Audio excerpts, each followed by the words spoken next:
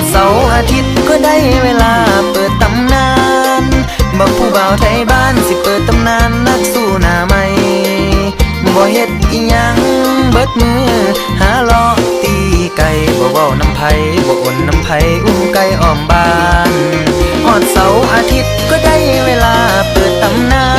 นบอกผู้บ่าวไทยบ้านสิเปิดตำนานนักสู้หน้าใหม่บ่เฮ็ดอีหยังเบิดมือหาล้อตีไก่บ่เว้าน้ำไผบ่อ่นน้ำไผอุ้มไก่อ้อมบ้านสิจดจำไว้สิบ่เชื่อใจคนงามจังเธอ